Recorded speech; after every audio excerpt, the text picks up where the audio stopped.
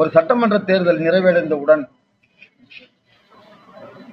அந்த தேர்ந்தெடுக்கப்பட்ட சட்டமன்ற உறுப்பினர்களுக்கு யார் தலைவர், யார் செயலாளர், யார் விப் என்பதை அறிவிக்கக்கூடிய உரிமை அந்த கழகத்தினுடைய தலைமைக்கு மட்டும்தான் உண்டு. புரட்சி தலைவர் அம்மா தான் கைது போட்டு கொடுக்குறாங்க. நாங்க 5 பேர் தேர்ந்தெடுக்கப்பட்டோம்னா எங்களுக்குள்ள தேர்ந்தெடுக்க முடியாது. இது சட்ட விதி, சட்டமன்ற நடத்த விதி தெளிவா இருக்குது.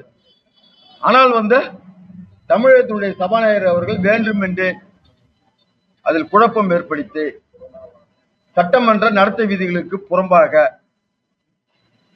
இதுல எந்த விதமான முடிவும் எடுக்காம திட்டமிட்டு காலம் தாழ்த்தி வருவது என்பது அனைத்து இந்திய அண்ணா திராவிட முன்னேற்ற கழகத்தினுடைய கட்சியை தேர்ந்தெடுக்கப்பட்ட சட்டமன்ற உறுப்பினர்களிடம் திட்டமிட்டு பிளவை ஏற்படுத்தக்கூடிய ஒரு சதி செயலை தமிழக சட்டப்பேரவை தலைவர் அவர்கள் ஈடுபட்டுள்ளார்.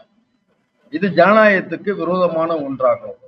இது போன்ற சூழ்நிலையில தமிழக சபாநாயகருடைய செயல்பாடு என்பது வன்மையாக கண்டிக்கத்தக்கது.